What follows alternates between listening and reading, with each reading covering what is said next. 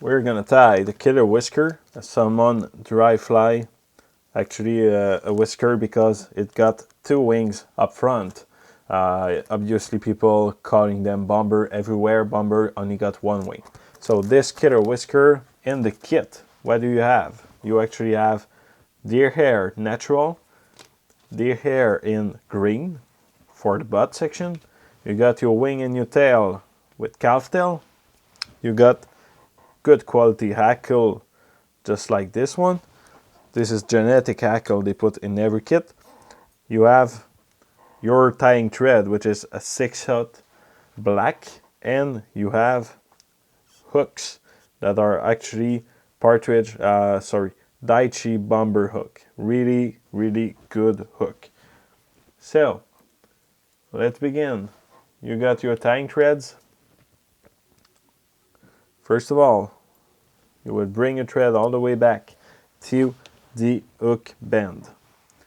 You will take a pinch, and a fairly good one. Actually, you want to put a lot of material because a lot of it would be waste during the packing, the stacking process. So you take a good pinch, cut it from the tail as close as you can from the tail itself. You will stack it in your hair stacker. And calf tail can be hard to stack actually. So you really want to take your time, stack it 2, 3, 4 times if you need. You want it to be as straight as possible actually. So this is great quality calf tail actually, and it stacks really good for a calf tail. So you will hold it by the tips and you will simply pull on the ends. So you want your tail to be around a hook length actually. You don't want it to go beyond the hook at the back. And you will be tying this material on half of the hook shank. You can trim off the excess and bring your thread back to the eye. So we will be tying at the eye the wing, which is actually another good pinch of calf tail. You want the wing to be actually double the size of the tail because of course we will be splitting it later on. So you just cut a good quantity of it and you will stack it in your hair stacker. Once again, the bigger pinch you have, the harder it will be to stack. So just take your time stacking it.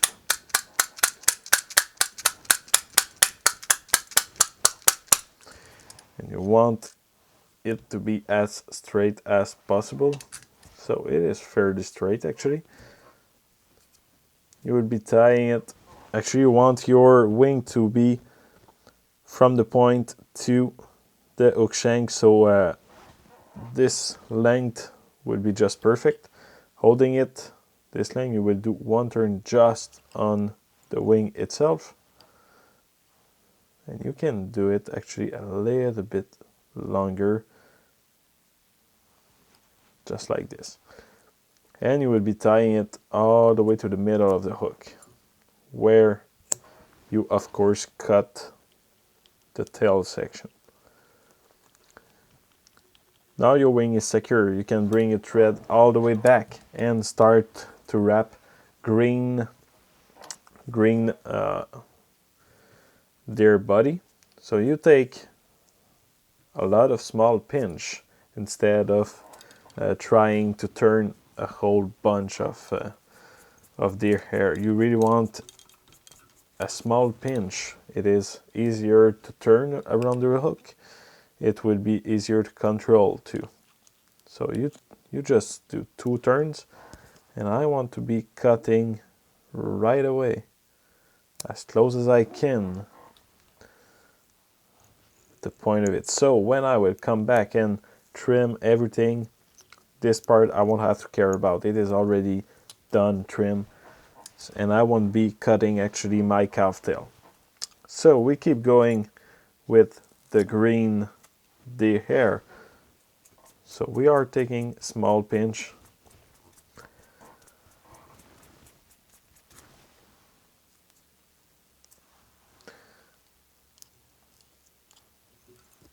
And you always want the butt end to be the one that is tied. You trim the point of the hair because actually the point is narrower, is smaller in size, and it doesn't turn and take as much place. So one little last pinch and we will be ready to switch to our natural deer body.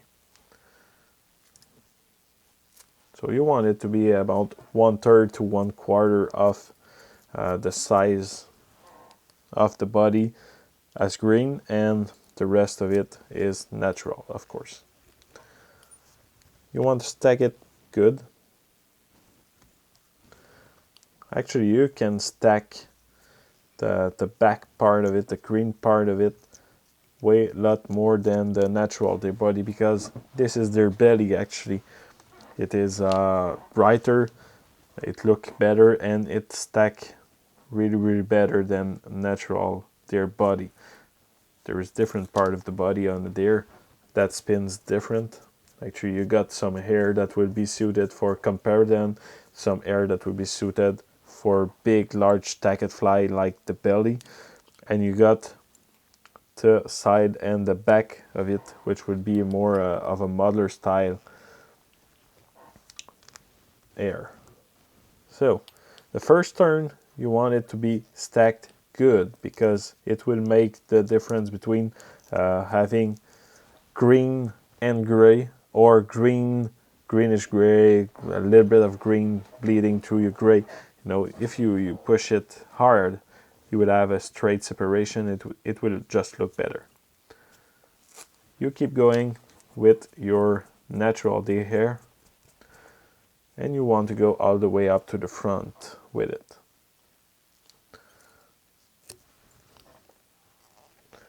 And I'm always using the same technique. Actually, I'm trimming off the point of the deer belly, as it is easier to trim off everything at the end, and you can see what you do way better if you trim the point. If you leave them, actually you will end up having a really big fly, and trying to see what's going on in there will be hard times.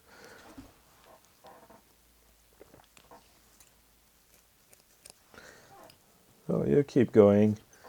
You're just packing with small clump. It is way better to turn them. It will help actually to raise up your hookup ratio, because when a salmon got a dry fly like this in his mouth, he will surely be pulling on it to bring it under the water. But if it is the flotation is too high, it will have hard time to bring it down, as they usually turn and bring the bomber down with their mouth open. So if it floats right back, you will have a lot of misstrike. And the last clump actually.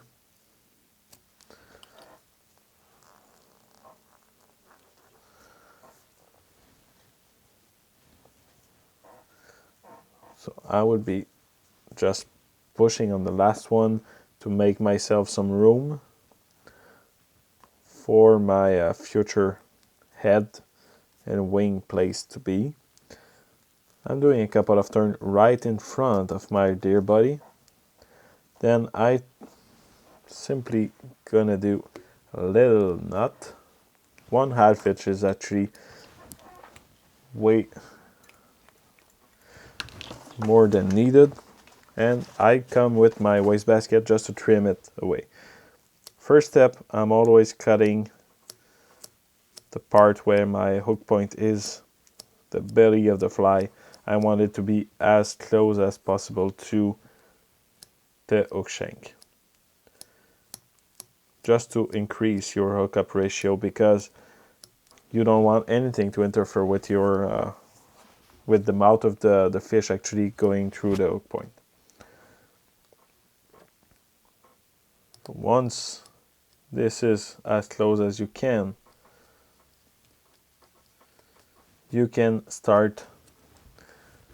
I prefer to start, with my side. Actually, as I turn my vise, I see what is going on, and I see the taper that I'm gonna have. So you want this vise to be thicker on the front part actually, and you are trying to make it quite equal, right and left side.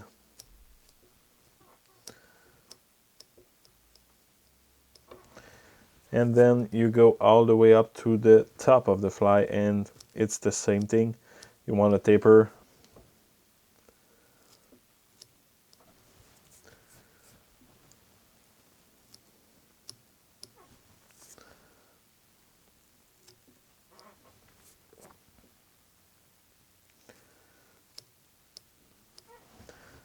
And of course, it depends a lot of your style of tying actually. How do you love your bomber or your whisker? I like them to be not that big actually, so I'm trimming them way more than some people do. It's okay to leave more material on. It really depends on how you like them. So I'm just here rounding off the edge and just making sure everything is working good, looking good actually, because the fish doesn't really care. It is more for you and me actually. If you have seen the, how she's called, the cardabug. Cardabug is one of these flies that the ugliest she is, the better she would be. So having all of our dry flies identical, really nicely tapered and everything, it doesn't really matter as much for the fish. So once it is tied, in my opinion, this is the body that I want to achieve. This is my style of tying, of course. So you will come back with your tying threads all the way under the wing, and you will do a couple of turns there. And now it is time to split the wing. So I would just turn my hook, so you can see with my bare hand I'm trying to split it half and half. Once it is about ready, I'm just doing an X pattern with my thread 2 times, and then what I will be is that I will be going with my thread around one wing, just 2 turns, and put it back. So as you can see, it will bring my wing right up front, so my wing is now on this side instead of laying to the front. So I'm bringing back my thread to my head, and I will come and tie on one of the hackle I got in my kit. So I'm just stripping a couple of barbs there, cutting away the excess, and I will be tying it by the base right there. So you want your wing to be actually circled in hackle. You want maybe 5 to 6 turns of hackle right up front. That's what we will be doing. First turn, second turn, 3 turns, then going back and into the body. And into the body, actually what do you want is to have your hackle turns to be even,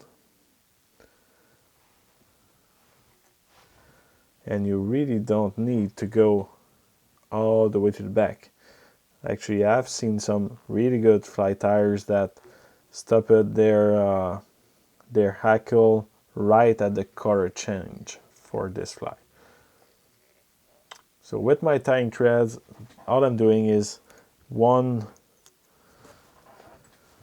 I'm wounding my thread all the way to the back and all the way to the front, so it just secure my hackle. This fly would be bulletproof. There is not a single fish that can pull everything from this fly. The hackle, it will stay right in place. My deer body too, so this is just the best way to do it. Last, you just put a drop of clear head cement in there and it is ready to fish. So the Killer Whisker tied with the SHOR Fishing fly assembly kit.